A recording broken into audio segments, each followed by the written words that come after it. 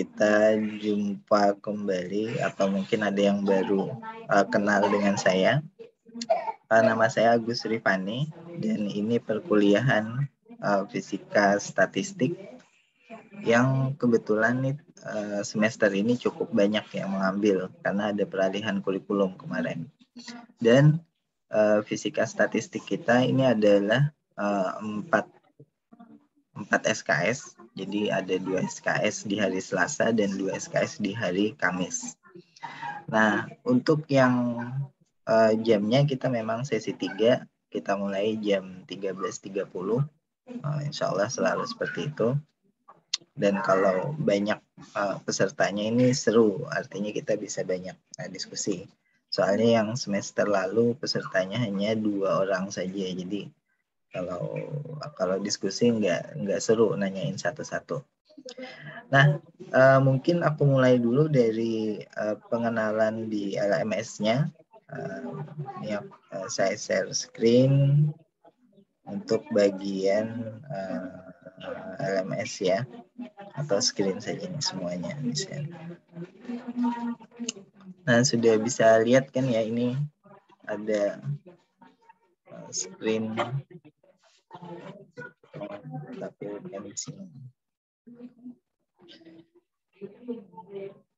Oh iya, sebelumnya untuk kontak di Fisika Statistik ini saya ke siapa ya kontaknya? Mungkin satu orang dipilih atau yang kemarin kontak saya di WA.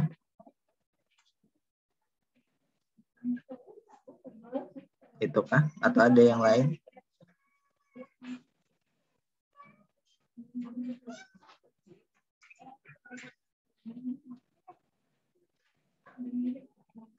Siapa kontaknya yang dipilih? Satu orang yang mewakili. Farid Afandi kan?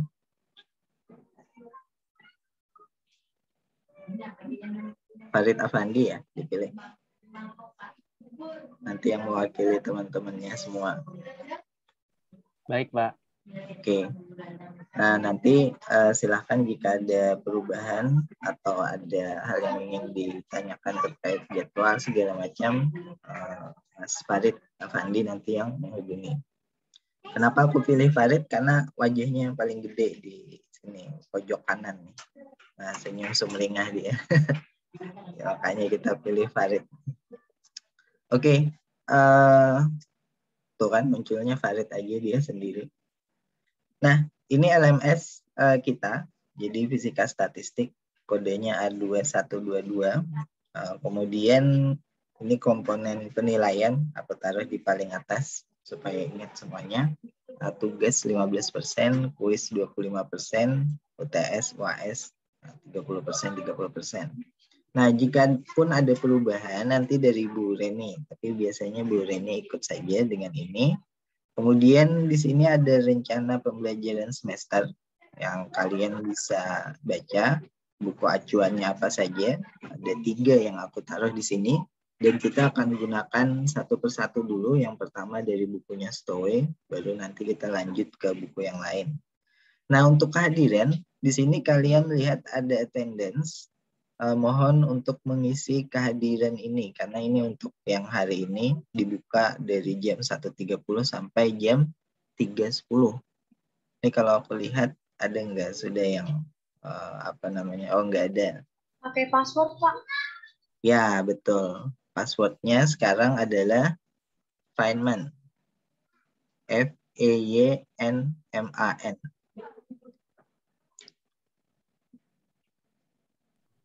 Boleh diketik apa passwordnya? Fisikawan, Feynman. Ada yang tahu? F-E-Y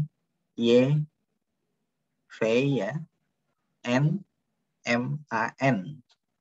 Feynman. Mau di googling fisikawan. Huruf besar atau huruf kecil, Pak? Kayaknya nggak ngaruh huruf besar huruf kecil, coba. Baik, Pak. Oke ya. Silakan kehadirannya di input. Kemudian aku balik ke bagian atas. Nah, di sini Memang belum lengkap semuanya. Ada sih yang semester lalu, tapi kayaknya aku akan merubah beberapa hal dari semester lalu. Makanya di sini topik 2-3 belum aku isi. Nah, untuk yang minggu pertama biasanya kita memang membahas pengenalan fisika statistik, kemudian kita membahas konsep dasarnya yaitu peluang. Nah, di sini sebelum kita masuk di perkuliahan, ada beberapa hal yang ingin aku sampaikan. Yang pertama adalah aku ingin melihat kalian, karena kalau online seperti ini, kalau cam-nya tidak dibuka, kameranya tidak dibuka, aku makin abstrak ngajarin siapa. Jadi mohon kameranya dibuka, kita akan screenshot foto bersama. Ini kayak pendaftaran gitu, registrasi di awal. Ini jadi patokanku nanti untuk selanjutnya. Jadi kalau UTS nanti patokanku adalah ini. Jadi kalau nama nggak diterima ya, ini masih ada yang screenshot muncul nama aja. Patokanku adalah foto kalian. Mohon dibuka sekarang. Kalau yang cuma nama nggak bisa nggak bisa jadi patokan nanti. Mungkin banyak yang belum aku kenal juga, makanya aku butuh untuk melihat kalian. Nanti kalau kita kuliah offline di kampus lebih mudah interaksinya. Mohon Pak menggunakan pakaian yang pantas, paling tidak bagian atas. Aku bagian atas gini. Bawahnya sarungan sebenarnya. Habis sholat malas ganti lagi.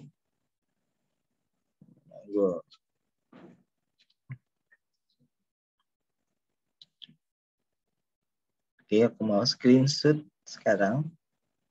Sudah siap? Tak gedein layarnya.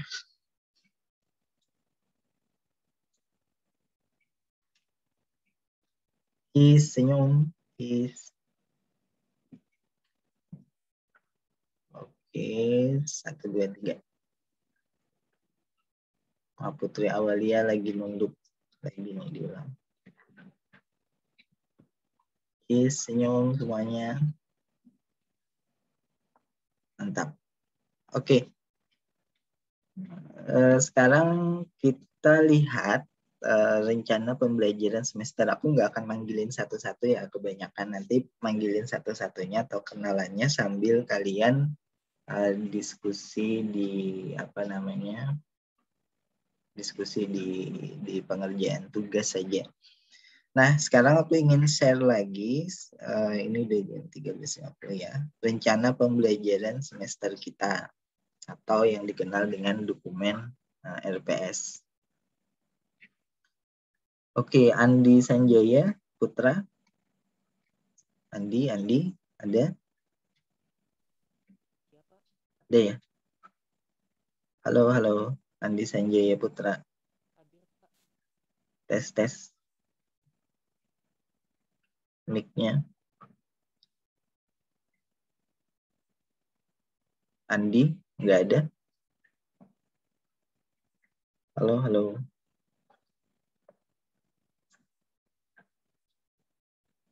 Kayaknya trouble ya. Oke. Muhammad Yanwar Dwianto. Hadir, Pak. Hadir. Lihat nggak layarnya, Pak? Iya, Pak. Lihat, Pak. Apa judulnya?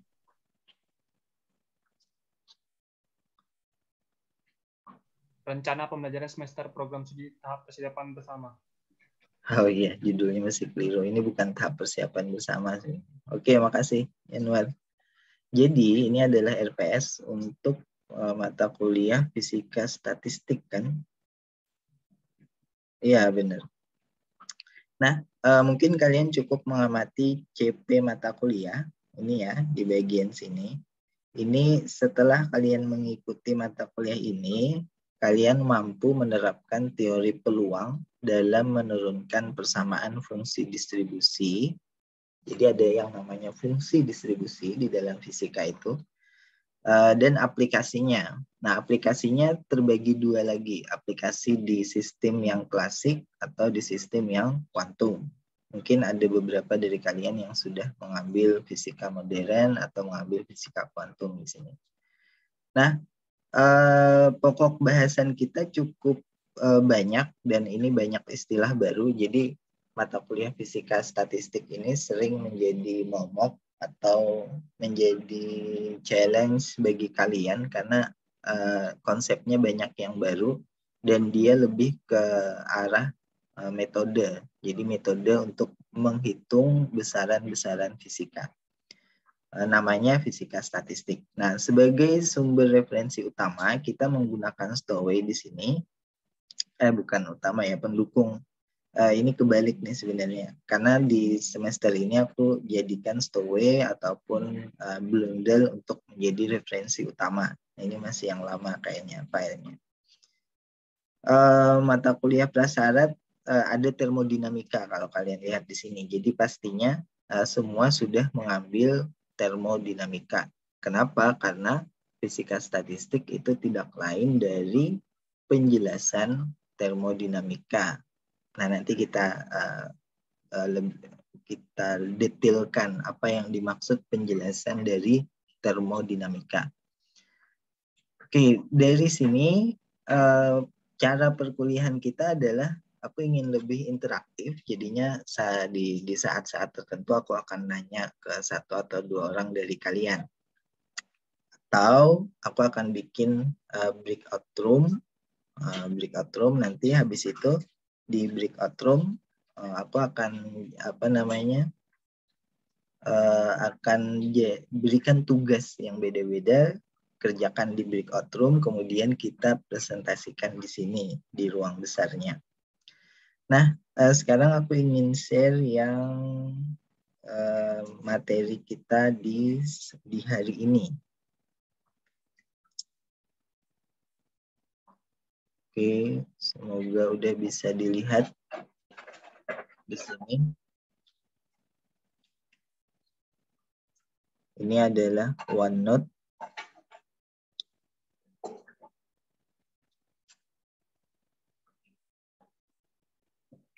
Widya Namira adakah? Widya Namira. Mungkin kenalkan angkatan berapa? Izin mewakili Pak, Widiana masih ke toilet Pak. Masih ke toilet. Liliana Rosa. Kelihatan nggak apa yang ada di layarnya? Terlihat Pak. Apa itu? Statistika sistem kecil, fisika statistik part 1. Oke, thank you. Oke, kita lanjut ya. Jadi ini adalah pertemuan di pekan pertama dan sebenarnya materinya sederhana dan aku yakin kalian ketika sudah memahami apa yang istilah-istilah yang digunakan di sini tidak akan kesulitan sedikit pun untuk melakukan perhitungan. Jadi fisika statistik itu seperti yang terlihat di namanya ini itu pasti melibatkan konsep statistik.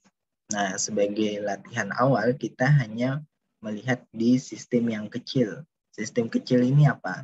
Jumlah anggotanya untuk yang kita teliti, kayak dalam hal ini nanti ada beberapa contoh ya. Jumlah anggotanya, anggaplah seperti itu nilainya antara 1 sampai 100 itu pun kebanyakan. Dan ini sistem kecil namanya. Nah, jadi kita akan membahas fisika statistik yang diterapkan pada sistem kecil sebagai latihan. Realnya sistemnya itu tidak kecil tapi senilai order bilangan Avogadro. Jadi paling enggak di order 10 pangkat 26. Nanti ada beberapa teknik khusus kalau menghandle sistem yang besar.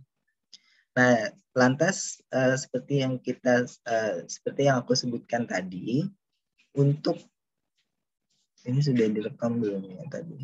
Oh iya sudah. Untuk fisika statistik ini dia adalah lanjutan dari termodinamika. Nah, kalau termodinamika kalian membahas tentang tekanan, suhu, volume, entropi, maka di fisika statistik kalian juga membahas besaran yang sama, tetapi bukan dalam bentuk rumus-rumus jadi, namun diturunkan dari konsep peluang. Peluang, distribusi. Ini kita akan dapatkan nilai-nilai tekanan, temperatur, volume, entropi untuk kasus-kasus tertentu. Nah, kalian boleh bayangkan termodinamika ini adalah satu teori yang dipakai dan dia berhasil. Kita punya kulkas, kita punya AC, itu kan teori termodinamika semua. Tapi tanpa tahu penjelasannya. Nah, penjelasannya itu ada di fisika statistik ini. Jadi mengapa rumus atau yang paling sederhana ya, mengapa suhu diukur seperti itu penjelasannya ada di fisika statistik ini. Oke, aku akan lanjut ke contoh kita yang sistem kecil. Di sini kita akan membahas peluang, dan ini sudah kalian pelajari harusnya di pengantar metode statistik, dan harusnya tidak ada kesulitan ya. Ini sedikit review, ini ada di bukunya Stowe, contoh sistem kecil itu ada di mana saja, misalnya di mikroelektronik, di lapisan tipis, di permukaan coating, atau di bahan-bahan yang diatur supaya suhunya, atau dia berada di lingkungan yang suhunya sangat rendah. Contoh elemen tadi yang N maksudku tadi ya, jadi elemen itu adalah N tadi, itu bisa pengotor, bisa pembawa sinyal, bisa vortex dalam fluida, bisa eksitasi getaran dalam padatan, elemen dalam rangkaian komputer. Nah, ini nanti kita elaborasi lagi di pertemuan selanjutnya. Mungkin kalau sekarang abstrak itu apa ya, maksudnya itu apa gitu. Kemudian selanjutnya kita membahas peluang. Ini kita hapus dulu yang bagian.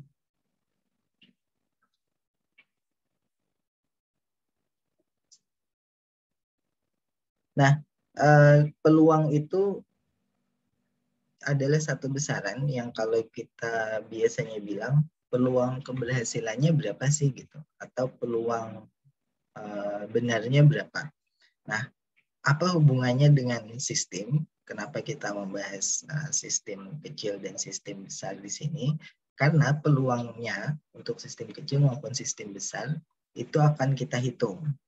Perbedaan di antara dua sistem ini adalah kalau di sistem besar yang tadi itu elemennya banyak atau yang kita sebut dengan N. Di sini contohnya adalah kumpulan binatang yang terbang satu sama lain. Ini jumlah binatangnya, ini yang terbang ya, ini lintasannya yang bentuk garis seperti ini, itu maksudnya lintasan. Ini jumlah binatangnya cukup banyak. Berarti ini adalah sistem yang besar. Sementara sistem yang kecil jumlah binatangnya sedikit, yaitu ada 2 saja, dan ini adalah lintasan terbang mereka. Nah, bedanya antara dua sistem ini dan hubungannya dengan peluang apa? Dua sistem ini kalau kita ingin menebak mereka ada di mana, maka yang paling mungkin benar, perhatikan kalimatku ya, yang paling mungkin benar, artinya peluangnya tinggi, itu adalah sistem besar. Kenapa? Karena mereka bergerombol, oh pasti letaknya ada di sini gitu. Ini kalau mau kita tangkap pakai jaring, ini bisa kena semuanya langsung. Artinya peluang binatangnya ada di situ cukup besar. Nah, kalau sistem kecil seperti ini, dia terbang ke sana kemari, peluang atau kemungkinan kita bisa mendapatkan mereka ada di mana itu kecil, karena cuma ada 2. Ini terbang ke sana kemari, banyak ruang kosong di sini, sehingga peluangnya kecil. Nah, sekarang kita fokuskan di perhitungannya bagaimana. Pertama, kita menentukan suatu besaran yang kita sebut dengan nilai rata-rata.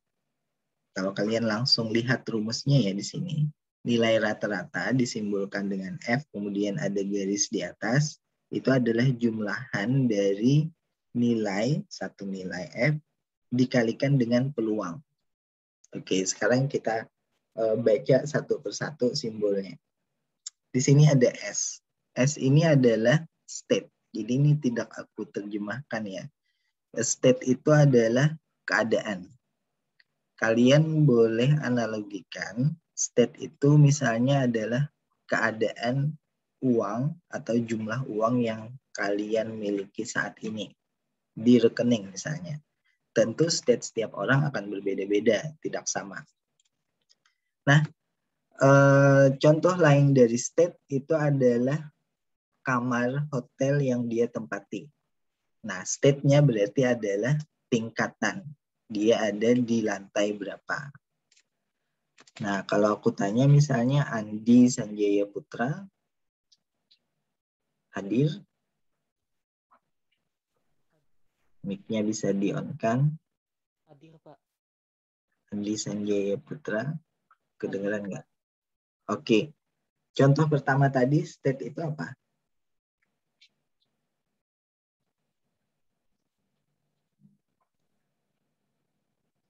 Maaf Pak, bisa diulang Pak, gak kedengaran soalnya. Contoh state yang pertama tadi apa? Kalau yang kedua tadi kan lantai hotel tuh tingkatannya.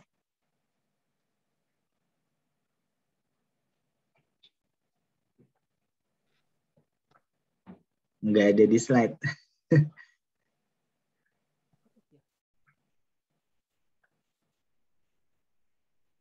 Apa tuh contohnya? Nggak tahu? Kurang fokus nih. Kita coba yang lain. Yang cewek sekarang. Tadi cowok. Regita Cahya Hairunisa. Iya, Pak. Nah, contoh state yang pertama tadi apa? Serangga tadi, Pak. Bukan, keliru. Kita cari yang lain lagi. Diki Andro Charlie. Halo, suaranya belum keluar.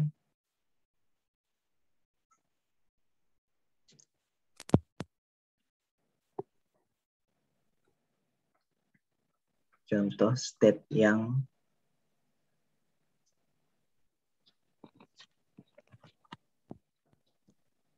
Bapak, uang di tabungan lain Kak, Pak? Nah, betul. Itu dia. Jadi contoh state itu, kalau terjemahan Indonesianya mungkin keadaan, itu adalah contohnya, analoginya ya, gampangannya itu adalah jumlah uang yang ada di tabungan. Nah, dalam hal fisika, state itu biasanya dinilai atau diberi nilai sebagai jumlah energi. Kalian ingat kan kalau di dalam atom itu ada kulit pertama, kulit kedua, kulit ketiga, dan seterusnya. Nah, kalau atom hidrogen, kulit pertama itu adalah state-nya. Kulit kedua adalah state yang kedua.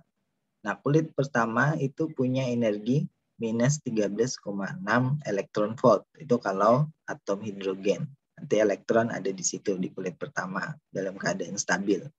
Nah, itu state. Jadi, kalau ini dianalogikan dengan atom hidrogen, maka peluang elektron, aku tulis ya, ada di S sama dengan 1, kemudian dikalikan, ini ada Fs kecil, ini nilai energinya, energi S sama dengan 1 di keadaan dasar.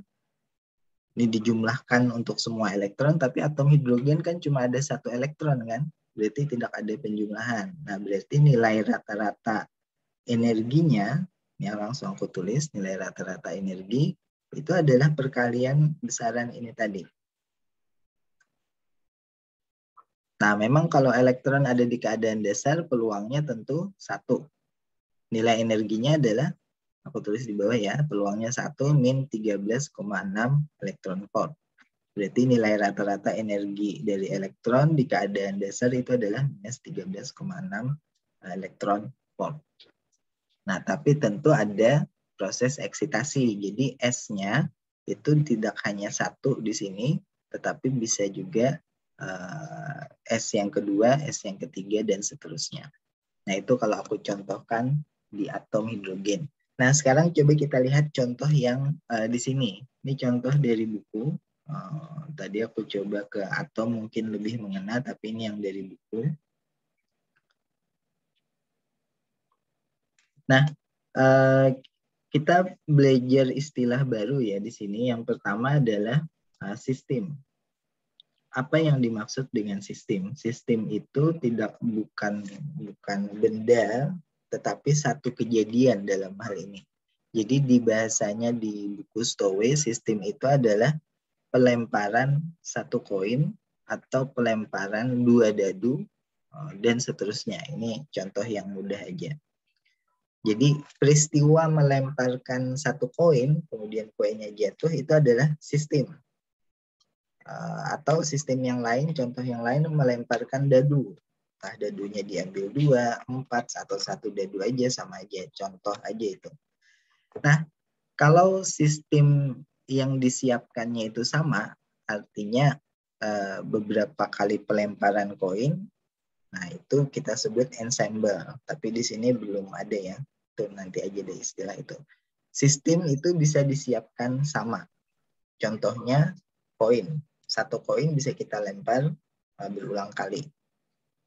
Misal kita lempar 5 kali, berarti kita punya 5 sistem.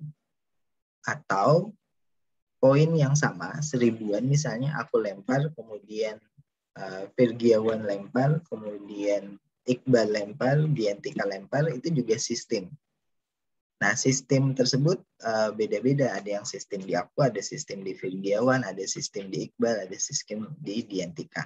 Jadi semuanya sistem. Sistemnya sama. Kenapa? Karena kita melemparkan uang 1000-an. Uang 1000-an kan sama di mana-mana. Ukurannya segitu, beratnya segitu. Nah, sistem itu bisa berada dalam konfigurasi yang berbeda. Atau sistem tadi itu berada dalam state yang berbeda. Contohnya apa? Misalnya, kalau aku lempar koin 1000-an, kemudian ditangkap di tanganku, yang koin tersebut akan jatuh dan yang menghadap ke atas itu ada 2 kemungkinan. Karena koin 1000 kan cuma ada 2 kemungkinan. Kalau enggak yang sisi gambar atau sisi angka. Nah, cuma ada 2 kemungkinan. 2 kemungkinan tersebut adalah state bagi koin tersebut. Jadi kalau aku lempar, ini satu sistem ya, aku lempar koin 1000, state yang muncul bisa gambar. Tapi kalau Putri Awalia lempar koin 1000, state yang muncul bisa jadi angka. Jadi pelemparan satu koin sama satu koin kita itu memiliki state yang berbeda. Nah, di sini misal kita contohkan nih, harusnya ada contoh soalnya di bawah. Nah, ini. Sistem tersusun dari koin tunggal dan fungsi F adalah jumlah gambar. Jika F sama dengan 1 untuk sisi koin yang memperlihatkan gambar, dan F sama dengan 0 untuk sisi yang memperlihatkan angka, hitunglah nilai rata-rata F-nya jika dilemparkan 5 koin atau jika dilemparkan 10 koin. Nah, ada yang ingat nggak tadi rumusnya apa? Sebentar ya. Aku pilih yang beruntung. Nugroho. Nugroho. Iya, Pak. Siap. Rumusnya apa?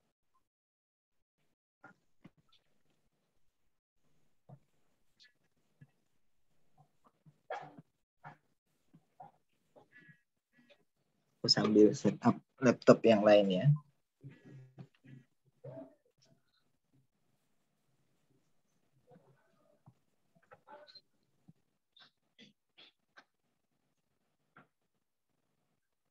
Nugroho nggak tahu. Lagi lihat catatan, Pak. Lihat catatan. Oke, kita coba tanya yang lain. Eko Wahyudi.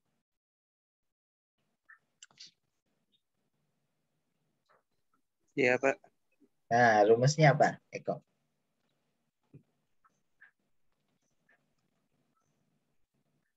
Kalau orang fisika biasanya senangnya langsung rumus apa nanti diaplikasikan.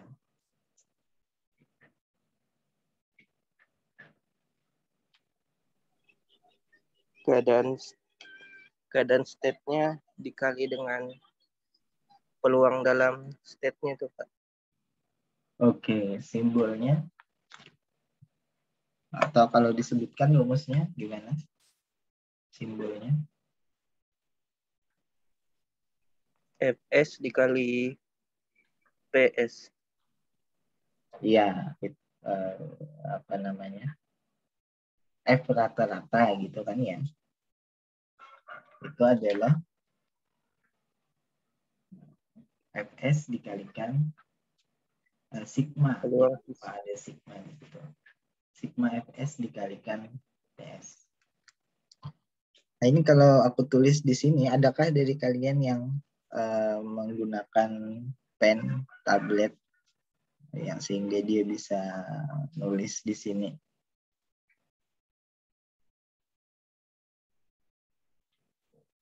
Ini adalah nilai dari F rata-rata. Oke, sebentar aku masuk di Zoom yang lain.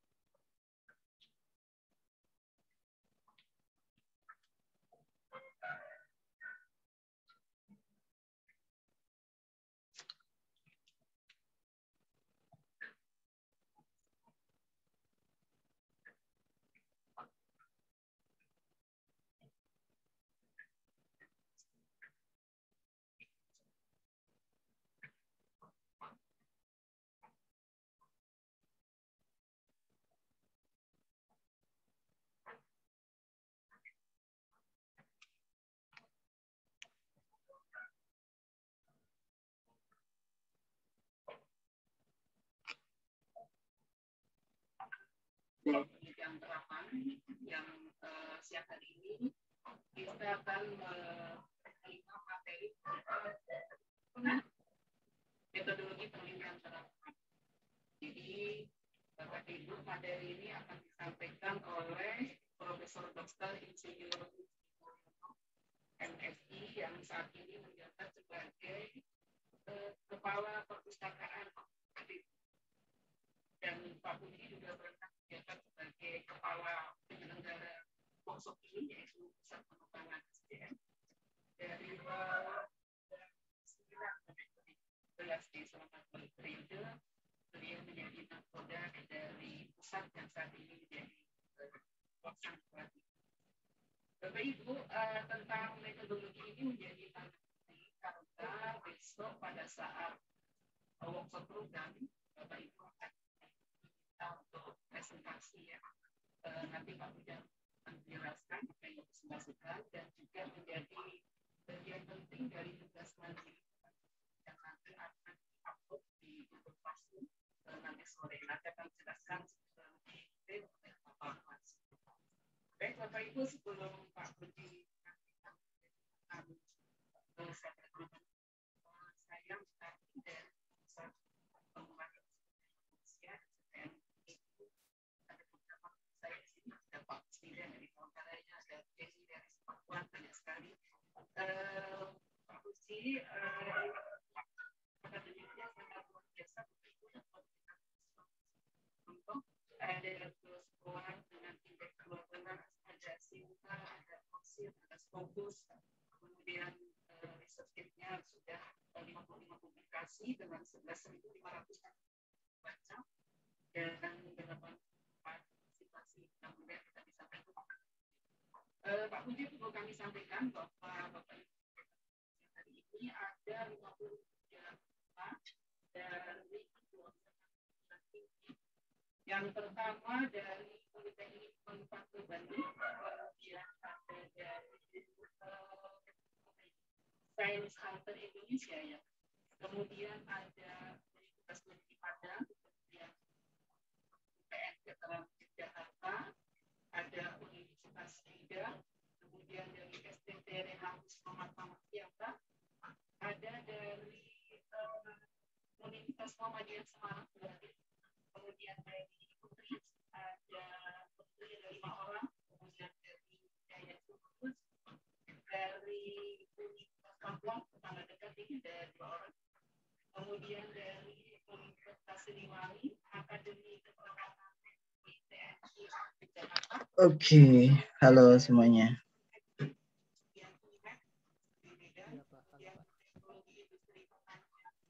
Halo, halo. Kedengaran suaraku? Kedengaran, Pak.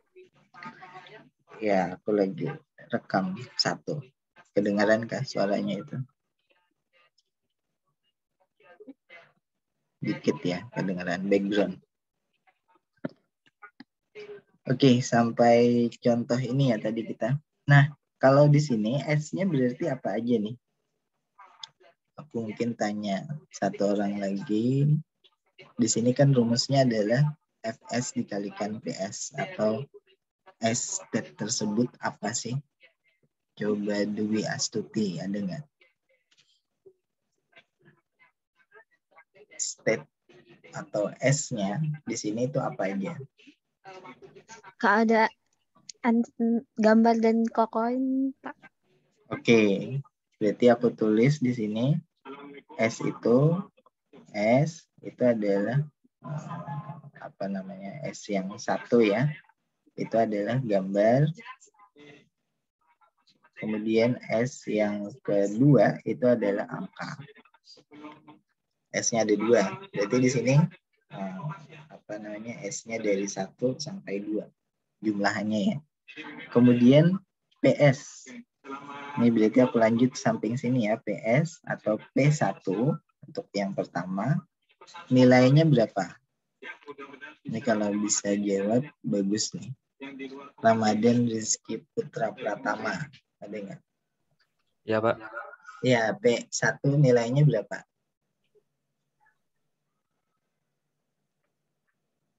S1 yang pertama ya, Pak.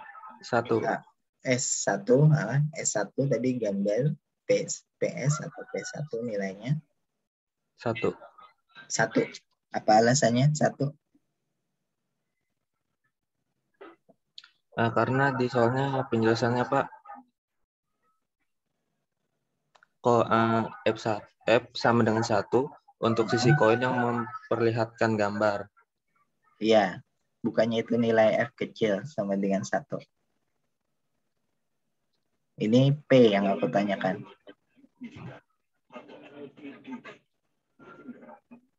Gimana?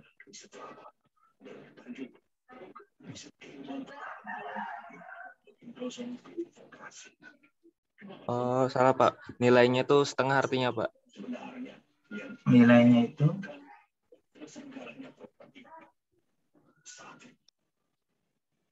setengah. Setengah, Pak. Kenapa setengah? Karena di koin itu ada 2 probabilitas, Pak, yaitu yang pertama sisi sebelah gambar dan sisi sebelah angka, Pak. Iya, peluangnya, ingat P besar tadi itu adalah peluang. Jadi peluang untuk muncul gambar ya setengah, karena di sini di koin cuma ada 2 keadaan. Artinya P yang kedua, ini P yang kedua, itu nilainya juga setengah. Nah, sementara itu untuk F kecil, F yang pertama, nilainya berapa? 1, Pak. 1. Oke, F yang kedua nilainya? 0, Pak. 0, benar. Oke, terima kasih. Nah, jadinya kalian sudah bisa menghitung di sini nilai F rata-ratanya, yaitu jumlahan dari perkalian dua ini. Kalau di sini kita 1 dikalikan setengah ditambah yang kedua adalah 0 dikalikan setengah. Jadi hasilnya adalah setengah. Nah, ini nilai F rata-rata. Lantas kalau ada 5 koin bagaimana? Pertanyaannya kan itu. Coba kita tanya Ardan Baharudin Rozik. Ardan, ada nggak? Ini kalau bisa jawab bagus nih. 5 koin jadinya berapa nilai F-nya? Nggak ada? Kalau begitu lanjut ke Abdul Rozi, ada nggak? Ada, Pak. Ada. Nah, 5 koin nilai F-nya berapa jadinya? F itu tadi, kalau F-nya peluang berarti kalau 5 koin 10, bukan 10, Pak. 10. Iya. Dapat dari mana? 10 itu karena kan itu kan ada 5 koin, Pak, dan dari masing-masing koin itu kan punya probabilitasnya satu koin itu dia setengah, kalau tidak muncul gambar ya angka, jadi kayak dikalikan gitu, Pak. 5 kali setengah gitu ya? 5 kali 2 sih, Pak. 5 kali 2. Duanya dapat dari mana? Duanya itu dari dua sisi koin, dari dua sisi koin di masing-masing koin itu, Pak. Oh, karena ada 2 sisi koin, berarti F rata-ratanya adalah 10. Ya, iya, Pak. Nah, rumusnya di mana itu? Rumus yang mana yang dipakai? Sepemahaman saya sih begitu, Pak. Oh, oke. Lihat di sini, rumus ini F rata-rata itu tidak ada variabel jumlah elemen atau jumlah koin ya dalam hal ini. Karena itu tidak peduli mau 5 koin, mau 10 koin, mau 1000 koin, jawabannya tetap sama, bahwa F rata-ratanya adalah setengah saja. Lihat ya, di rumusnya sendiri tidak ada jumlah koin. Yang ada adalah jumlahan dari keadaan. Nah, perhatikan ini konsep yang penting, jumlahan dari keadaan, bukan jumlah dari koin atau jumlah dari elemen, bukan. Nanti kita akan terus-menerus membahas itu, jumlahan dari keadaan itu maksudnya apa gitu. Tapi di sini terlihat dari rumusnya. Oke, nah sekarang kita ambil contoh yang kedua. Misalkan sekarang setiap sistem itu, kalau tadi koin, ini adalah sekarang adalah pelemparan dadu sebanyak 1 kali. Yang namanya dadu kan bentuk kotak seperti ini. Aku sambil lihat layar sebelah, tapi udah aku rekam tadi. Ini karena aku nggak tahu ya ini benar apa enggak arah-arahnya. Ada 4 di sini misalnya kayak gini. 1 kali dan N mewakili jumlah titik pada permukaan dadu yang menghadap ke atas. Berarti N adalah jumlah titiknya. Nah, ini kebetulan yang menghadap ke atas bisa macam-macam kan. Berarti bisa 1, 2, 3, 4, 5, 6 N-nya. Jika F adalah nilai N kuadrat, F itu adalah N kuadrat di sini, berarti F itu berkisar ya, nilainya adalah 1, 4, 9, 16, 25, 36, kuadrat biasa. Berapakah nilai rata-rata F jika sejumlah besar dadu dilemparkan? Lihat, sejumlah besar dadu, tapi nggak disebutkan jumlahnya berapa dadunya. Tapi kan nggak ngaruh toh, karena rumusnya adalah, coba kita tanya Akbar, ada nggak Akbar di sini?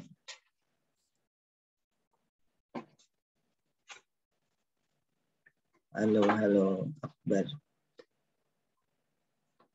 Akbar bisa dengar kan? Tes. Nggak ada. Oke, Anis Dwi Wardani. Adakah Anis Dwi Wardani? Iya. Nah, rumusnya apa sih? F ini yang di bawah ini.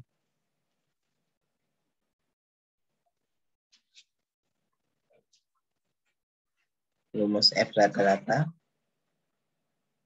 Anis Dwi Wardani. Ya Pak, bentar Pak. Angkatan berapa? 2018 Pak. Oh, 2018. Oke.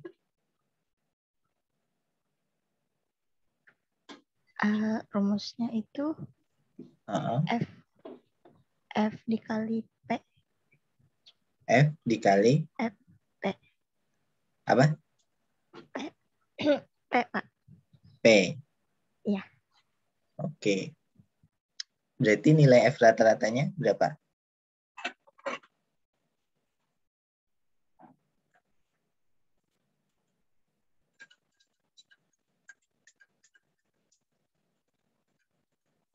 F dikalikan P. Berarti nilai F rata-ratanya adalah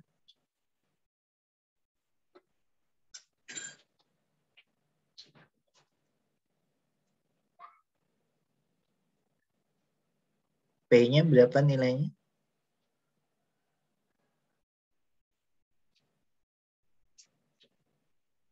Belum tahu? P tadi kan adalah peluang. Oke. 1/6 Kak Pak? 1/6, iya betul.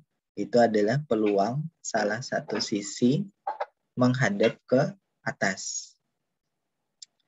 Nah, karena itu P-nya adalah jumlah titik nih, permukaan dadu yang menghadap ke atas. Ini itu adalah peluang yang dicari atau peluang yang digunakan. Artinya P-nya ada 1/6. Kenapa? Karena hanya satu sisi aja yang mungkin menghadap ke atas dari 6 sisi yang ada di kubik ini. Bukan 6 sisi. Keliru, bukan maksudnya 6 sisi yang menghadap, tapi satu angka yang kemungkinan menghadap ke atas dari 6 angka yang ada di kubik ini. Nah, kebetulan satu angkanya ada di setiap sisi, jadi sama kayak sisi. Jadi ini satu angka saja yang mungkin menghadap ke atas. Jadinya P-nya adalah 1/6, benar. Nah, Taufik Zakli. Ya Pak. Rumusnya benar nggak?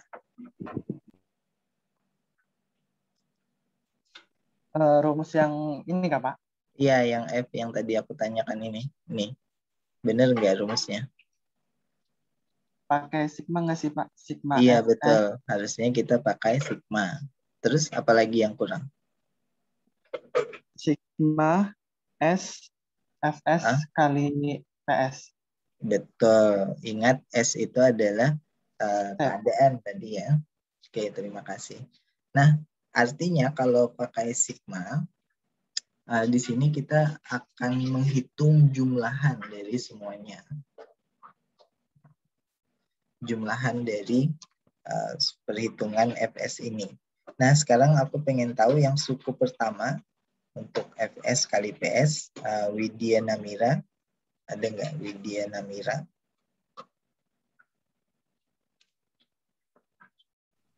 Iya, Pak. Ya, nah yang pertama ini berapa kali berapa dulu? Jumlahan dari FS kali PS. Nah, suku yang pertama ya, Pak? Ya. 1 dikali 1/6, Pak. Betul. Kenapa 1?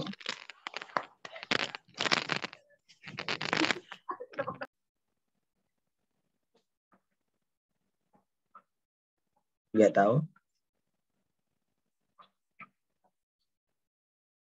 Karena salah satu sisi dari dadu itu adalah angka yang terkecil, yaitu 1.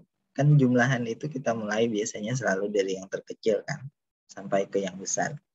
Oke, berarti yang kedua adalah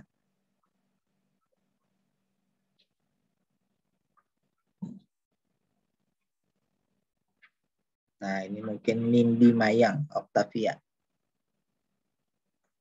Nindi Mayang Octavia.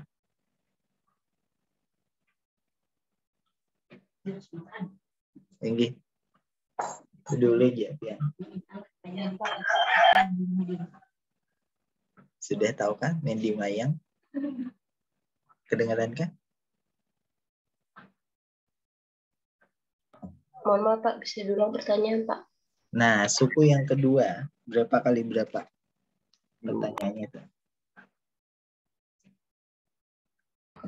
2 kuadrat dikali 1/6. 2 kuadrat dikali 1/6 Pak. Iya, betul. Karena yang ditanyakan kan adalah nilai rata-rata F, bukan nilai rata-rata N. Makanya 2 kuadrat 4 kali 1/6. Dan kalian teruskan ini. Ini kalau kalian teruskan nilainya berapa?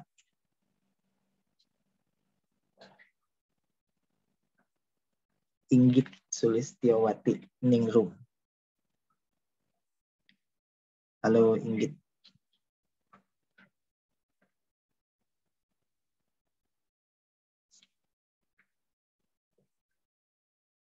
Inggit. Inggit. Ada nggak Inggit? Nggak ada. Dwi Astuti. Dwi Astuti ada nggak?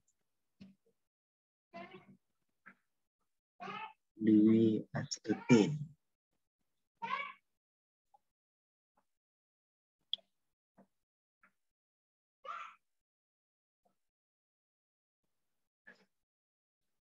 Dwi Astuti juga nggak ada.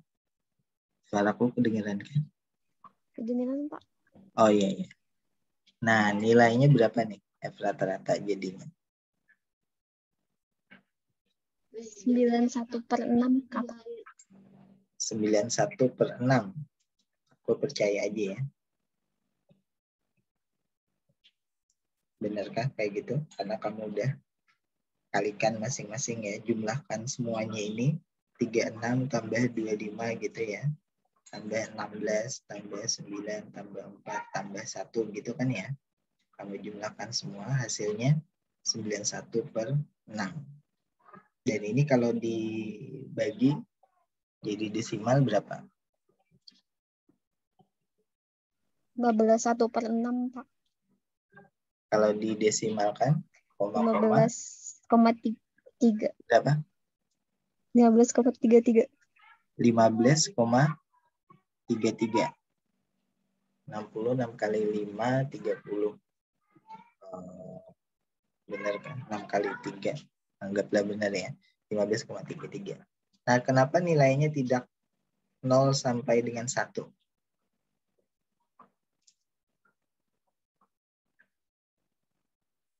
Kenapa nih? Nilainya tidak 0 sampai dengan 1.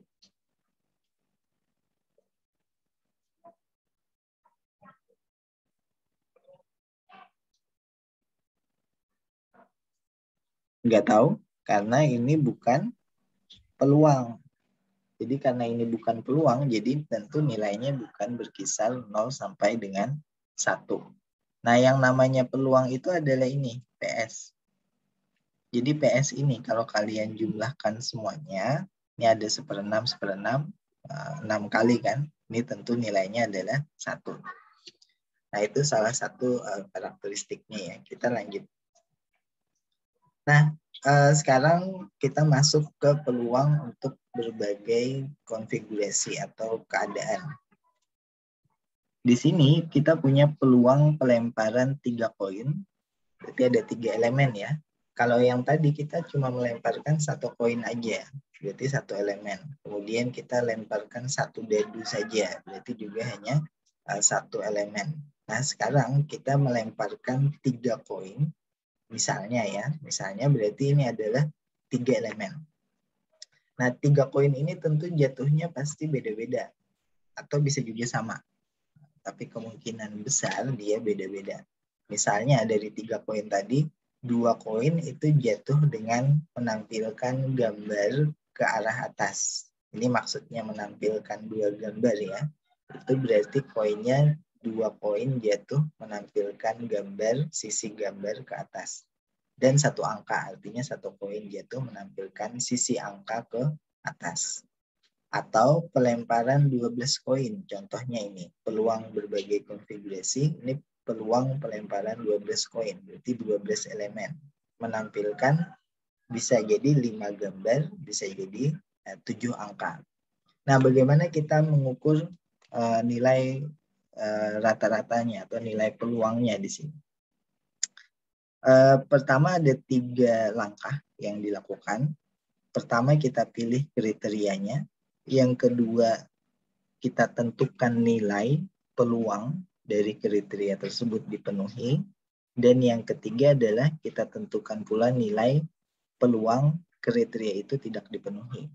Nah, simbol yang kita gunakan di sini adalah P dan Q. P kecil dan Q kecil.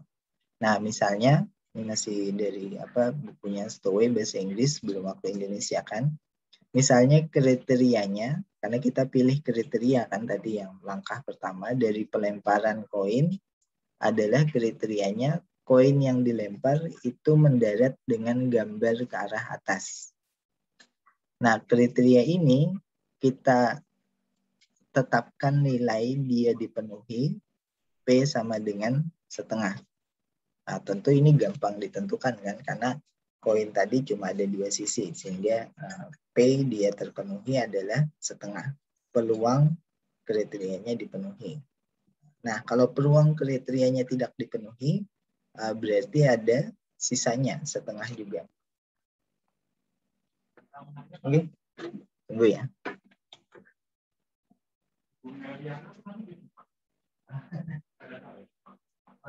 Ibu Miliana rumahnya? Miliana.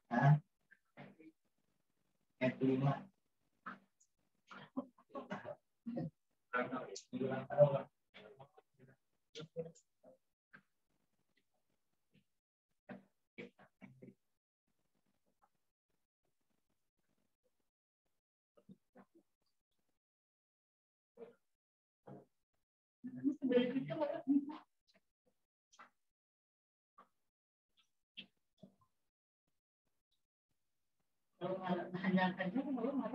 Bisa, cuma yang di muka-muka.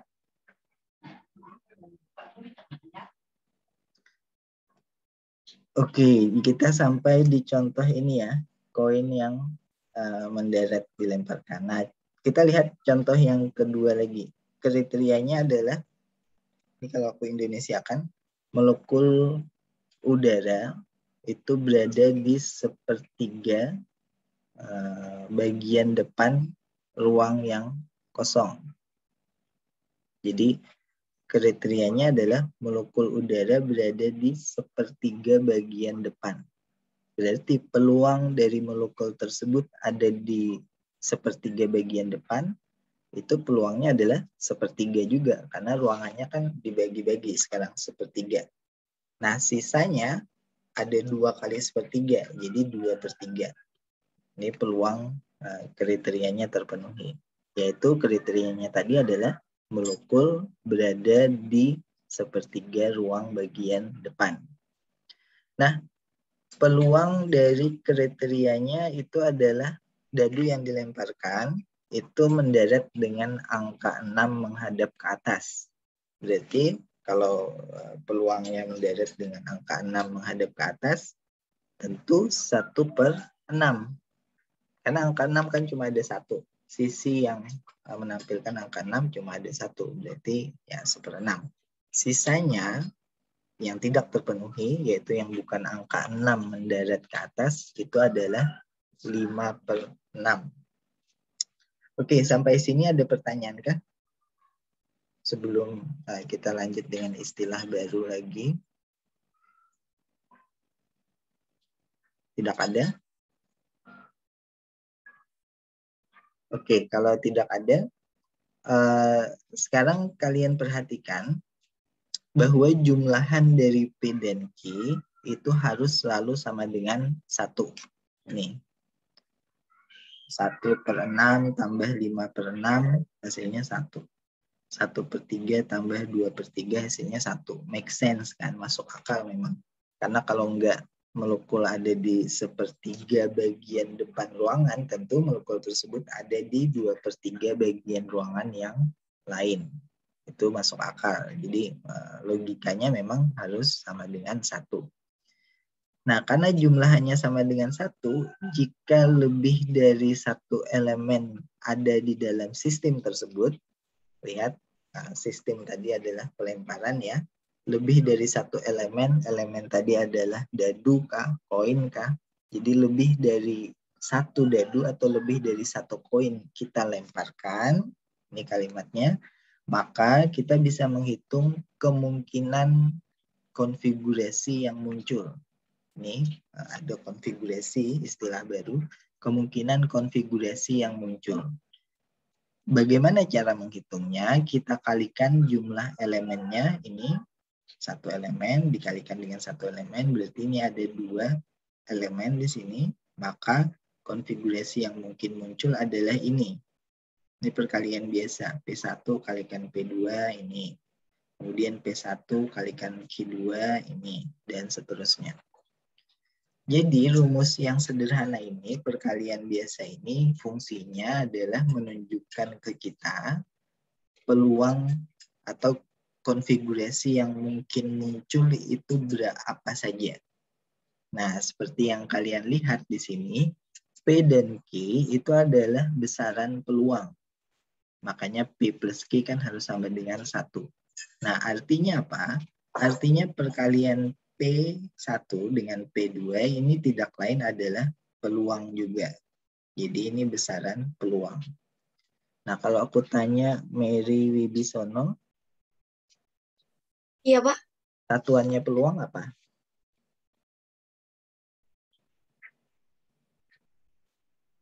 Dalam fisika kan ada besaran, ada satuan kan? Ini besaran peluang, satuannya apa?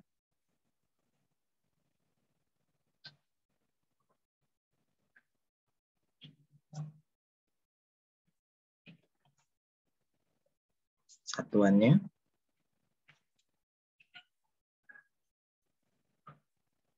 jawab aja, kalau nggak tahu jawab nggak tahu, kalau tahu tebak-tebak jawab. Nggak perlu di googling ataupun dicari-cari di catatan.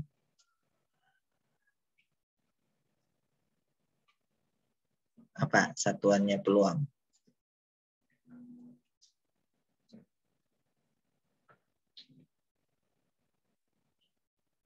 Nggak tahu? Biar kita nggak lama-lama. Kalau Apa? peluang, Pak, Nah, nggak ada satuannya atau iya, angka. betul.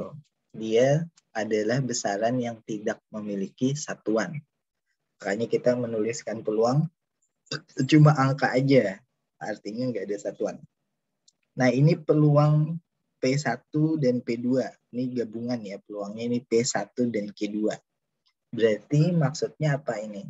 Ini adalah peluang elemen 1 itu memenuhi kriteria P dan peluang elemen 2 juga memenuhi kriteria.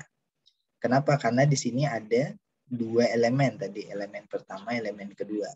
Artinya ada koin yang pertama, ada koin yang kedua, 2 koin. 2 koin misalnya koin 1000-an. Nah, ini ada contoh yang ketiga. Kita ingin mengetahui peristiwa 2 dadu yang dilemparkan dan keduanya mendarat dengan permukaan angka 6 menghadap ke atas. Keduanya mendarat dengan permukaan angka 6 menghadap ke atas. Nah, kita balik ke sini tadi. Ini ada contoh yang dadu. Nih, lihat. Dadu yang dilemparkan dengan angka 6 menghadap ke atas. Nilai P-nya adalah 1/6. Kriteria tersebut diterima. Artinya dadunya ketika jatuh menghadap ke atas. Atau kriterianya tidak diterima.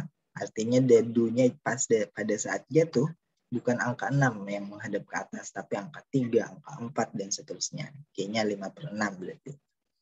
Nah, ini contohnya persis itu yang dipakai. Kita ingin mengetahui peristiwa 2 dadu. Lihat, ada 2.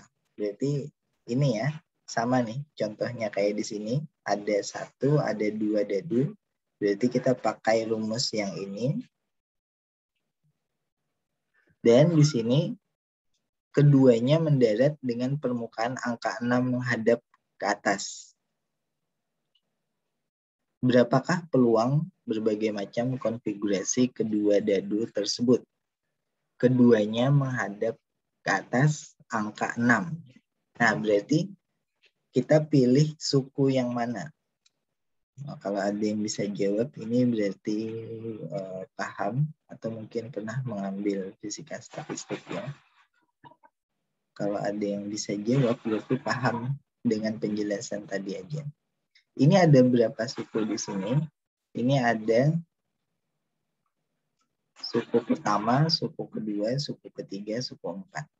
Berapakah peluang berbagai macam konfigurasi kedua dadu tadi? Atau yang di sini ditanyakan adalah keduanya mendarat dengan permukaan angka 6 menghadap ke atas. Nah, keduanya dengan angka 6 menghadap ke atas. Itu suku yang mana? Pertanyaan kita ya. Suku yang pertama, kedua, ketiga, atau keempat. Di sini ya.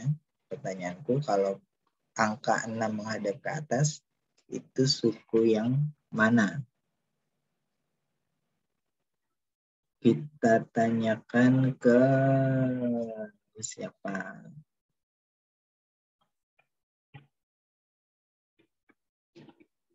Tania Wulandari. Ada nggak? Ada, Pak. Oke, suku yang mana berarti? Yang pertama. Yang pertama, alasannya?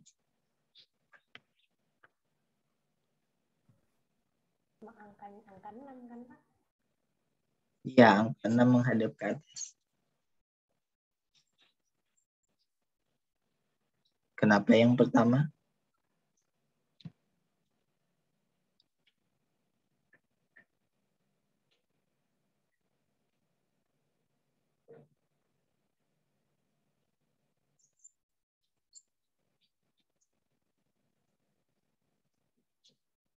Nggak tahu? Alasannya apa? Nggak tahu, Pak. Gimana? Nggak tahu, Pak, alasannya apa. Tapi tahu suku yang pertama. Iya, cuman nggak tahu cara ngomong alasannya. Nggak tahu cara ngomong alasannya apa. Gitu.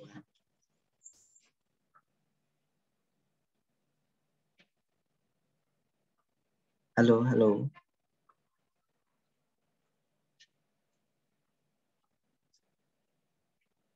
Halo, halo. Nggak kedengeran kan? Iya, pelan. Oke, mungkin Erlangga Hari Prasetyo tahu alasannya apa? Ya, Pak. Mungkin kamu tahu alasannya apa? Karena yang P1 itu tadi kan peluang kriteria terpenuhi, peluang dadu pertama, baru yang Betul. P2 itu peluang kriteria dadu kedua terpenuhi. Iya. Kriterianya Betul. jadinya yang angka 6 menghadap ke atas. Betul. Berapa nilainya? P1 kali P2 seper-6. Sepertiga 6. Oke, betul. P1 kali P2 ini adalah 1/6 kali 1/6 berarti 1/36. Oke, nah konfigurasi yang lain nilainya berapa? Ariska Arianti.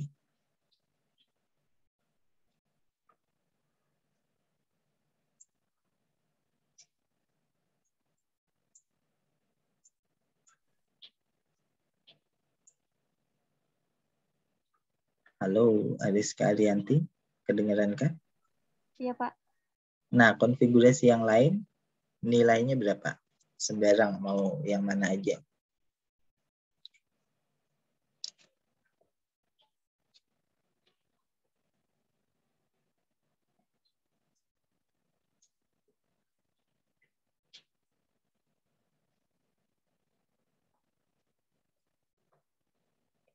Nggak tahu? 25/36. Itu untuk, ini hasilnya ya, aku tuliskan 25/36. Ini untuk hasil yang mana? Dilengkapi. Ini perkalian apa dengan apa?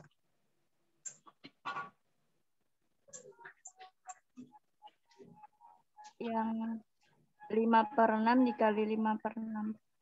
5/6 dikali 5/6. Ini perkalian apa? Nih, yang bagian sini maksudnya. Ini. Apa dikali apa?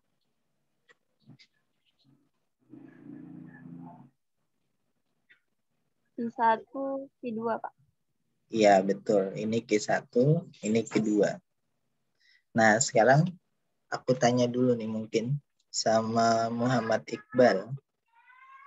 Ada nggak? Ada, Pak. Oke. 25/36. Ini satuannya apa?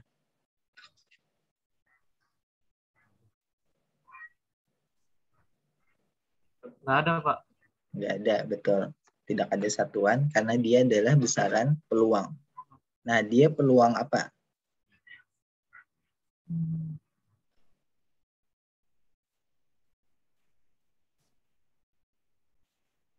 Ruang dadu, Pak.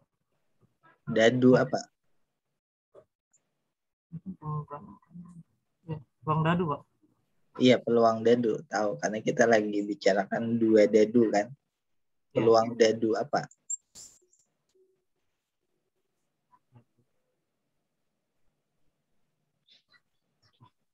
Peluang 2 dadu apa itu? Jenis dadunya apa maksudnya? Bukan, jenis dadunya sama. Karena tadi kita siapkan elemen yang sama kan. Kayak koin 1000-an semua pasti sama koin 1000-an. Dadu pasti sama, dadu yang satu. Asal satu merek ya belinya. Tapi peluang dadu apa ini? 25/36 itu peluang apa?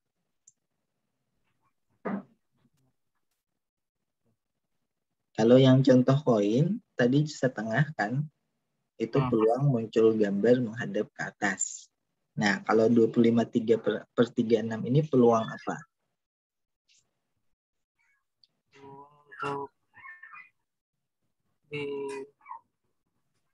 Untuk menentukan angka 6 paling atas, Pak. Angka 6 paling atas, bukan? Kita lanjut ke yang lain ya. Tunggu, mungkin ada yang paham. Muhammad Januar Duyanto. 25/36 ini peluang apa sih? Peluang tidak terpenuhi. Apa yang tidak terpenuhi? Kurang lengkap kalimatnya. Peluang angka 6 tidak menghadap ke atas. Iya, artinya kriterianya tidak terpenuhi atau angka 6 tidak menghadap ke atas. Nah, ini kalau didesimalkan, kalian bantu dengan kalkulator berapa nih nilainya? 25 dibagi 36. 0, berapa ini? Kalau di saya 0,69, Mbak. 0,69 ya. Kalau ini 1/36. 0,02. 0,02. Lebih besar mana peluangnya? Yang bawah, Pak. Ya, lebih besar ini dibandingkan yang atas ini kan. Artinya peluang munculnya dadu, peluang dadu, 2 dadu tersebut jatuh dengan angka 6 tidak menghadap ke atas itu lebih besar peluangnya. 0,69 dibandingkan angka 6 menghadap ke atas. Jadi kalau kalian main taruhan misalnya dadu, dilempar 2 buah dadu, taruh-taruhan, pelemparan yang berikutnya muncul angka 6 menghadap ke atas, keduanya, maka peluangnya sebenarnya sangat kecil, 0,02. Peluang yang lebih besar adalah di dua ini ya, peluang yang lebih besar adalah keduanya tidak angka 6 atau kriterianya tidak terpenuhi.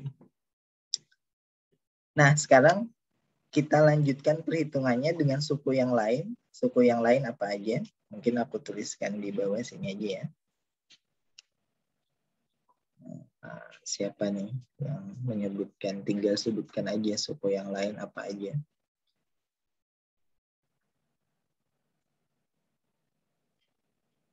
Belia Pravilta Enggar Sasmita. Nama lengkapnya.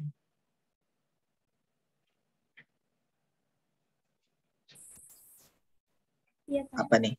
Suku yang lain apa? P1 Q2. P1 dikalikan Q2. Nilainya? Nilainya 5/36. 5/36.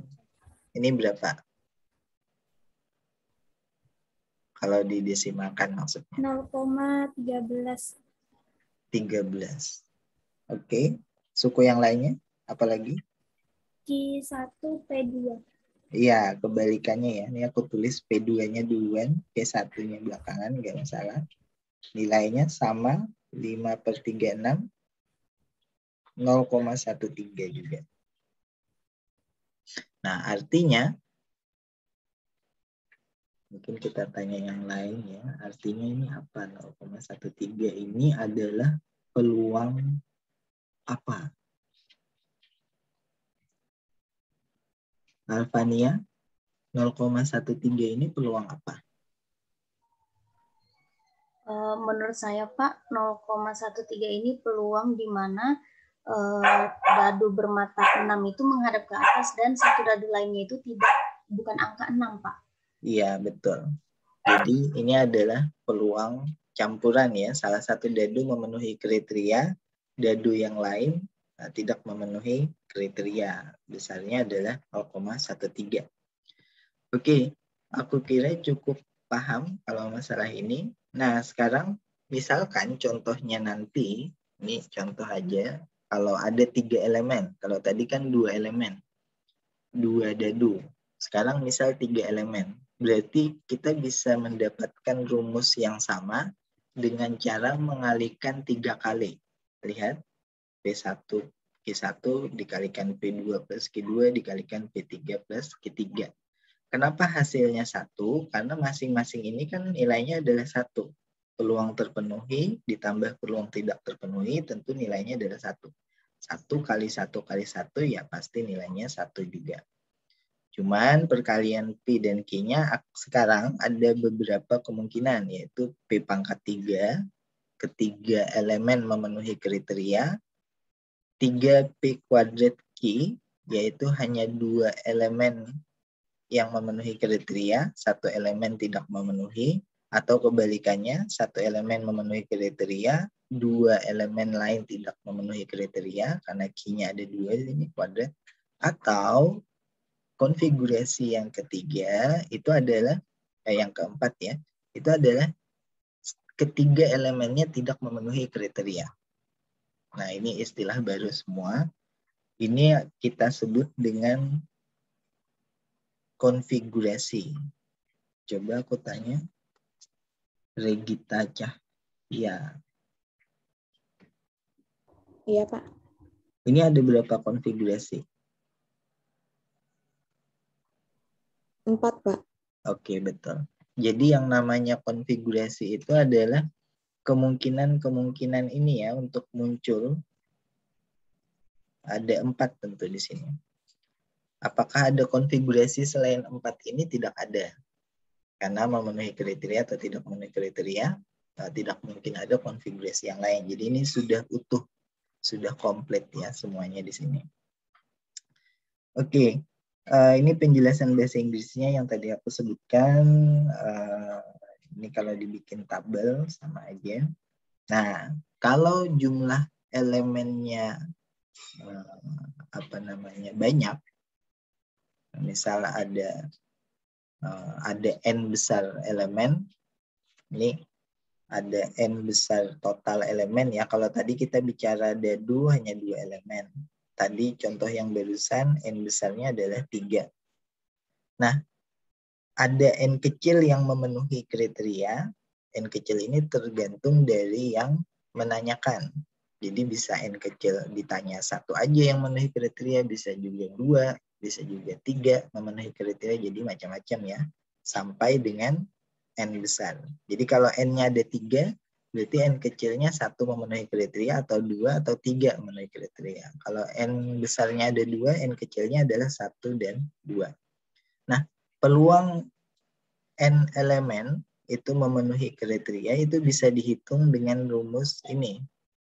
Jadi tidak perlu mengalihkan satu persatu kayak tadi ya. Bayangkan kalau ada 10 elemen misalnya, kita harus mengalihkan kebanyakan kayak gini. Jadi butuh waktu lama. Nah, ini rumus singkatnya. Ditulisnya seperti ini. Peluang N kecil elemen memenuhi kriteria dari N besar total elemen. Itu cara bacanya ya.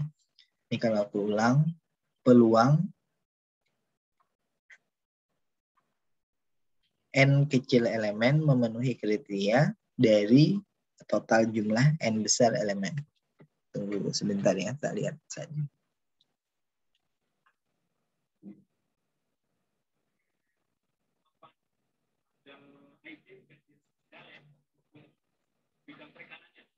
Jadi masyarakat kita yang apalagi pendidikan itu kita jadikan mitra ya, itu sebenarnya sangat banyak peluang.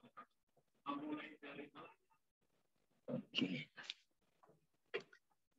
Nah, itu cara bacanya. Ini peluang yang dimaksud. Cara menghitungnya adalah di sini kalian lihat ada simbol tanda seru. Ini maksudnya adalah faktorial. Jadi N besar difaktorialkan dibagi dengan N besar dikurangi N nilainya yang difaktorialkan. Jadi misal nih, N besarnya adalah 5.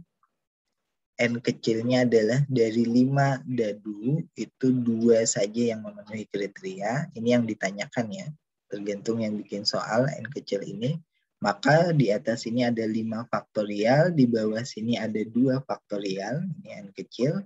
Ini adalah selisih, 5 dikurangi 2 berarti 3 faktorial.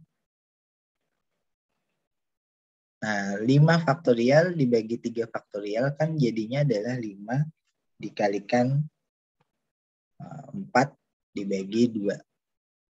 Dibagi 2. Jadi cara menghitung kalian faktorial kayak gitu. Karena 3 faktorialnya sudah dicoret. Nah sekarang tinggal P dan Q di sini. Ini P dan Q itu adalah peluang dia terpenuhi. Dan Q adalah peluang dia tidak terpenuhi. Seperti yang tadi ya. Kalau dadu P-nya itu bisa ditanyakan adalah 1/6 tadi. K-nya adalah sisanya, tidak terpenuhi 5/6.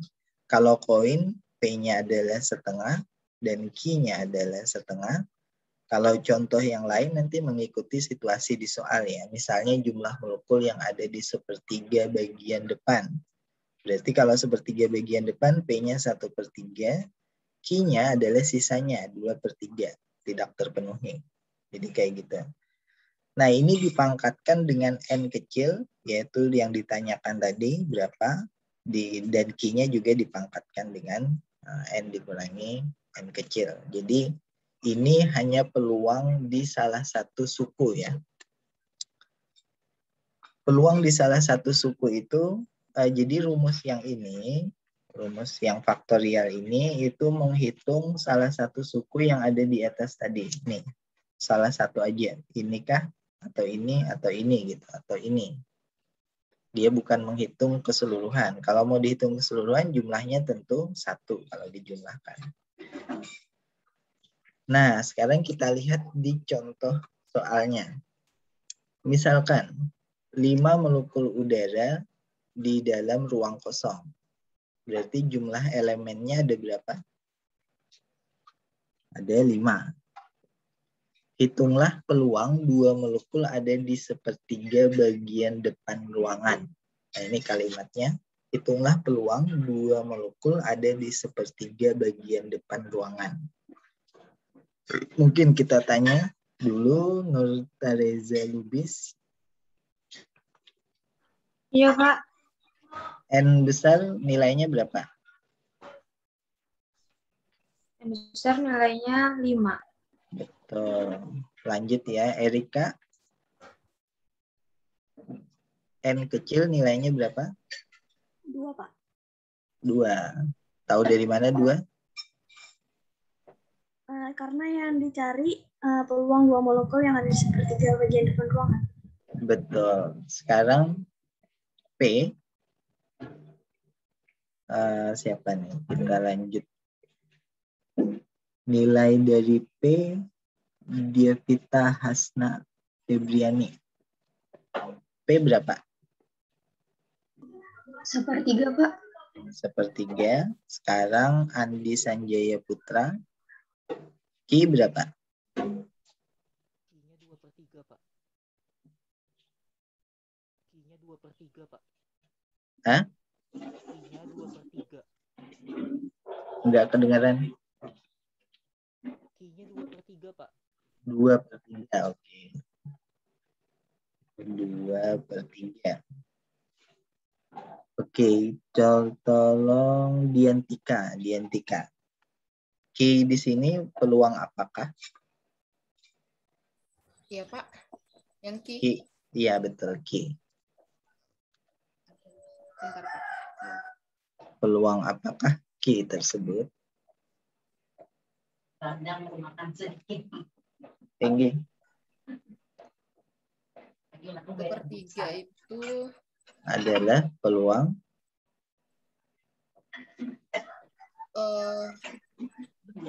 bagian depan, Pak. Bukan peluang bagian depan. Kalimat yang lebih tepat. Mungkin Rahmat Ramadan tahu. Ki ini adalah peluang konfigurasi molekul bagian depan yang tidak terpenuhi, Pak. Kurang tepat. Ada yang salah. Jadi Ki itu adalah, ada yang benar juga. Ki itu adalah peluang dari kriteria tidak terpenuhi. Ini kalau ada satu ruangan nih. Satu ruangan ya. Kita bagi 3 nih. Karena soalnya kayak gitu. Ini bagian sepertiga yang di depan. Ini sepertiga yang di tengah. Ini sepertiga yang di belakang. Ini P itu, atau Q ya yang aku tanyakan sekarang. Q itu peluang mana? Peluang dia kriterianya tidak terpenuhi. Artinya peluang molekul ada selain di sepertiga bagian depan. Makanya di sini nilainya adalah tentu 2/3. Dan ini adalah Q. Nah, sementara itu peluang kriterianya terpenuhi, yaitu molekul itu ada di sepertiga bagian depan ruangan, berarti adalah P. Tentu nilainya adalah 1/3. Nah, sekarang tinggal kita masukkan ke rumusnya tadi. P besar, kemudian 5 totalnya, 2 yang memenuhi, kayak gitu kan, 2 memenuhi dari 5 total elemen, itu rumusnya apa aja? Putri Ayu Rimanda Ramadhani. Apa tadi rumusnya?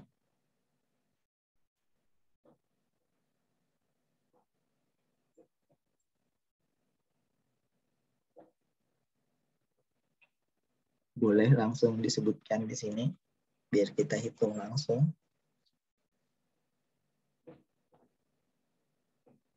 2 molekul ada di sepertiga bagian depan ruangan.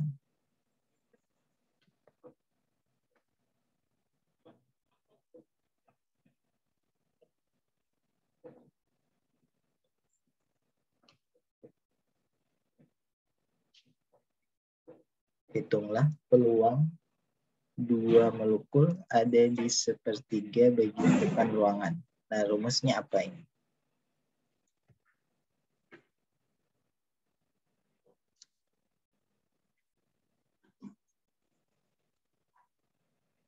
Langsung aja kita tuliskan di sini. Putri Ayu nggak tahu?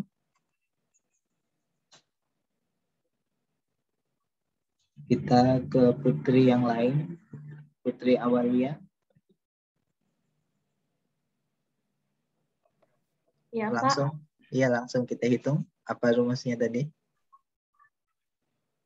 Jadi PN dalam kurung elemen N sama dengan N faktorial per N Berapa faktorial. angkanya? Langsung kita masukkan aja. Oh, langsung Berarti dimasukkan. Baik-baik. angkanya adalah 5 faktorial 5 faktorial dibagi 2 faktorial betul kali dikali 5 dikurang 2 faktorial. 2 faktorial. Oke. Nah, di sini apa?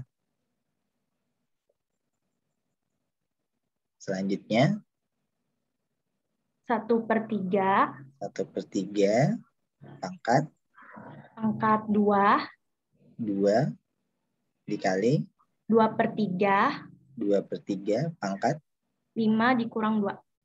5 dikurang 2. Oke. Nah, terima kasih Putri Aulia. Berarti ini kalau kita hitung 5 dikurang 2 kan 3 faktorial. Berarti tinggal 5 kali 4 20 dibagi 2. Berarti di sini ada 10 dikali di sini aku beri kurang patah kurang awal gini ya. 1/3 pangkat 2 ini 1/9 dikali ini 5 dikurang 2 adalah 3. Berarti 2 pangkat 3. 2 kali 2 4 kali 2 8 dibagi 3 pangkat 3. 3 kali 3 9 kali 3 27. Nah, silakan ini dihitung. Nah, di sini ada 2 besaran. Besaran yang bagian depan ini adalah jumlah konfigurasi. Harap dicatat ya. Ini pertanyaan yang kedua nih. Hitung pula katanya berapa jumlah konfigurasi molekul tersebut. Yaitu 2 di 1/3 bagian depan. Memang ada berapa total molekul di sini? Inas? Ada total molekulnya berapa sih di sini? Ada 5, Pak. Ada 5, betul. Nah, yang ditanyakan adalah 2 molekul di 1/3 bagian depan. Jumlah konfigurasi ada 10. Kok bisa ada 10 jumlah konfigurasi? Ada yang bisa jelasin nggak? Kita coba ya, kalau ada yang bisa jelasin, bagus, berarti paham banget. Kok bisa dapat 10 jumlah konfigurasi? Siapa nih? Yang belum kebagian. Anis Dwi Wardani? Iya, Pak. Nah, kok bisa ada 10 jumlah konfigurasi itu gimana? Dari itu, Pak, yang 5 faktorial dibagi 2 faktorial dikali 5 kurang 2 faktorial. Ya, itu kalau cara menghitungnya. Cara menghitungnya kan gitu memang. Nah, tapi bisa dapat 10 ini, itu apa aja sih maksudnya? Konfigurasinya kok ada 10 gitu? Apa aja?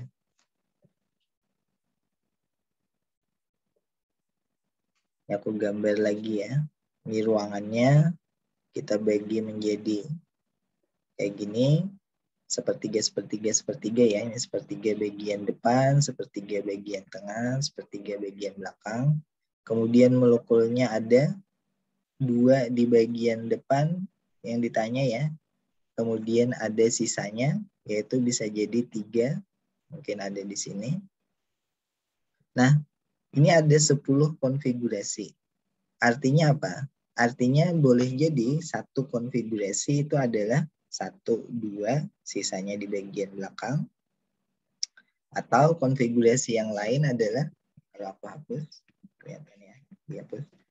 Tadi 1, 2 ya, sekarang 2, 3, 4, 5, 6. Kayak gitu. Atau konfigurasi yang lain adalah molekulnya 3, 4, 5, 6, ini 7. Nah, bisa jadi kayak gitu.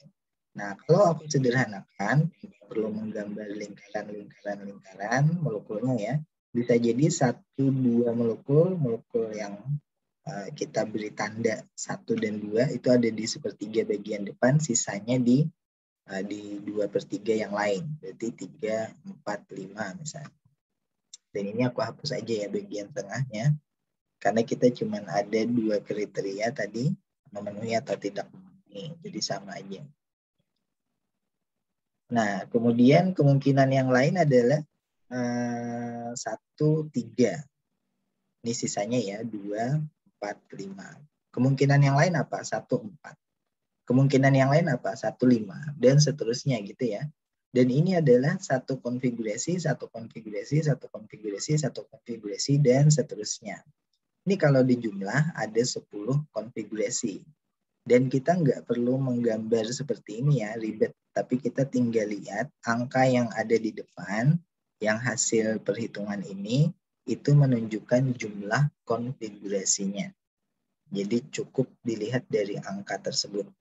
Makanya kalau di sini ditanya hitung pula berapa jumlah konfigurasi molekul, nggak perlu digambar satu persatu, cukup dilihat angka bagian depan 10. Nah, ini kalau kalian hitung, kalikan aja desimal. Ini berapa nih? 10 kalikan 1/9, kalikan 8/27. Itu nilainya berapa?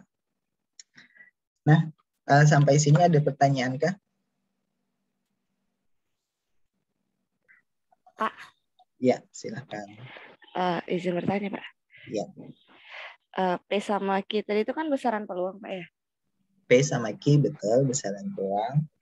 Itu cuman 2 kah, Pak? Maksudnya cuman P sama Q aja kah? Nggak bisa 3 atau 4 atau berapa gitu, Pak? Karena kita hanya bicara memenuhi atau tidak. Jadi kalau logika itu ya atau tidak. Kalau nggak memenuhi berarti kamu ya tidak memenuhi.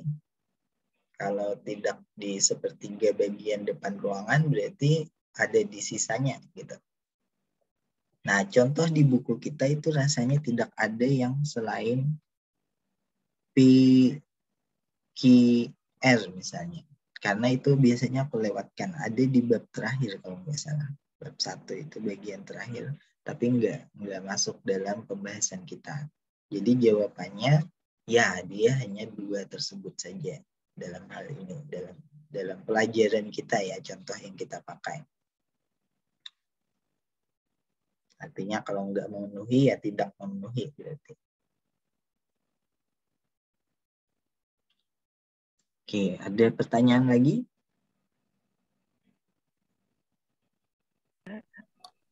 Cukup Pak dari saya, terima kasih Pak. Iya, yang lain monggo. Harap, ya silakan. Itu kan yang konfigurasinya itu berarti boleh menempati tempat yang sama gitu Pak? Jadi boleh menempati tempat yang sama. Atau enggak Pak? Siapa yang menempati tempat yang sama?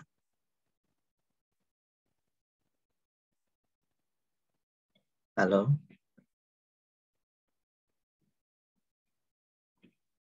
Halo, halo. Ya, Pak. Oh iya. Kan itu di konfigurasi pertama itu kan ada molekul 1, 2, 3, 4, 5. Oh iya.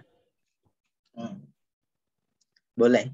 Kan satu molekul di dalam ruangannya kan lebar banget tuh. Kayak anggaplah ruang tempat kalian sekarang ada. Boleh lebih dari satu molekul menempati ruang tersebut. Boleh. Jawabannya boleh. Tapi itu pertanyaan bagus. Pertanyaan bagus yang lain adalah memang kita bisa membedakan Pak antara molekul satu dengan yang lainnya.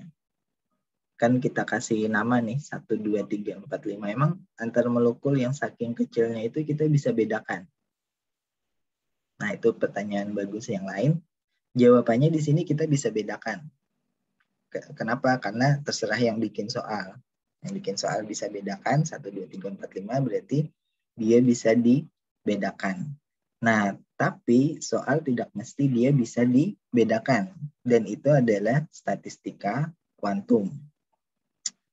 Jadi kalau kalian nanti sudah masuk ke statistika kuantum, setelah UTS dengan Bu Reni nanti pengajarnya, itu adalah statistika untuk partikel, molekul, atau partikel apapun ya yang tidak bisa dibedakan. Nah, karena kita belajar yang klasik sebelum UTS ini, maka bisa dibedakan. Makanya kita bisa beri tanda 1, 2, 3, 4, 5. Kita bisa bedakan, oh ini molekul yang 2 yang di depan, molekul yang 3 namanya, kayak gitu. Nah, pertanyaan yang tadi mengenai apakah molekul tersebut bisa menempati tempat atau ruangan yang sama, itu juga pertanyaan bagus. Kenapa? Karena kalau dia tidak bisa menempati tempat yang sama, itu berarti statistikanya adalah statistika, mungkin kalau ada yang udah tahu, Fermi-Dirac. Jadi kita punya 3 statistika di dalam fisika. Statistika Maxwell-Boltzmann, statistika Fermi-Dirac, statistika Bose-Einstein. Nah, terkait dengan sebelum UTS, kita hanya membahas yang kuantum. Yang kuantum itu, yang kuantum kebalik. Yang sebelum UTS, kita hanya membahas yang klasik. Yaitu yang ini, MB. Setelah UTS, dengan Bu Reni nanti membahas yang kuantum. Berarti yang ini. Nih, statistikanya ya. Nah, statistika Fermi-Dirac ini tidak boleh menempati tempat yang sama, tidak boleh sama tempatnya. Atau kita perjelas definisinya ya, tidak boleh sama state-nya atau keadaannya. Tadi kan kita bicara state. Kalau Bose-Einstein, ini ya di sini, boleh state yang sama. Kalau MB juga boleh. Boleh state-nya sama. Kemudian terkait pertanyaan bisa dibedakan atau tidak, MB bisa. FD tidak. BE tidak. BE itu nama orang ya, Bose-Einstein tadi, statistika Bose-Einstein. Nah, ini terkait 2 pertanyaan tadi. Jadi kalau kalian bikin tabel grafik untuk mengingat ini, kira-kira seperti ini karakteristik untuk masing-masingnya. Ini yang terbedakan atau tidak. Ini yang keadaan sama. Ini nama statistikanya. Fungsinya beda-beda yaitu. Ini penerapannya di bidang mana? Klasik apa? Kuantum. Oke, nah saranku adalah kalian punya catatan masing-masing. Makanya tadi aku tanyain kan rumusnya apa. Karena aku harap kalian langsung mencatat gitu sambil menonton penjelasan. Karena kalau enggak, fisika statistik ini gampang sekali lupa dan bingung karena istilahnya baru semua. Konsepnya mungkin kelihatan sederhana, tapi dia dipasang-pasangkan dengan cara yang agak aneh di sini. Nah, jadinya saranku adalah kalian punya catatan masing-masing. Nah, aku nggak bisa ngecek masing-masing punya catatan, nggak kayak SMA kan disuruh ngumpulin buku catatan gitu, nggak. Ya, caraku adalah dengan aku tanyain kalian satu persatu setelah penjelasan. Oke, mungkin sampai di sini cukup untuk pembahasan materi kita di minggu ini, maksudnya di hari ini ya. Ini rumus singkat aja, itu bisa dilihat dari buku. Selanjutnya hari Kamis, insya Allah kita masuk ke statistika sistem besar. Jadi pembahasan yang berbeda lagi di jam yang sama. Oke, ada pertanyaan kah sampai di sini?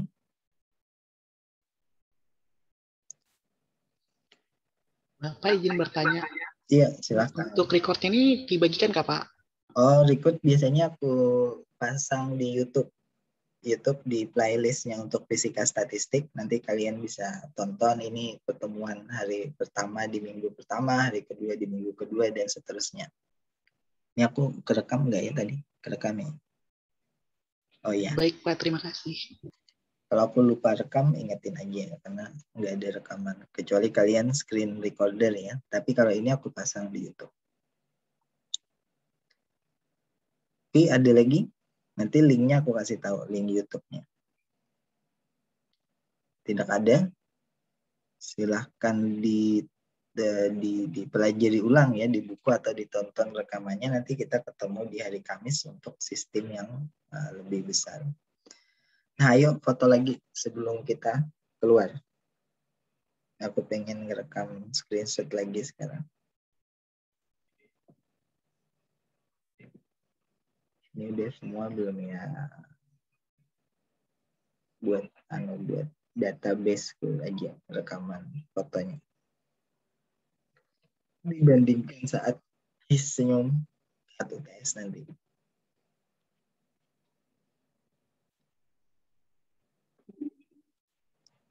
Oke, aku simpan dulu ini.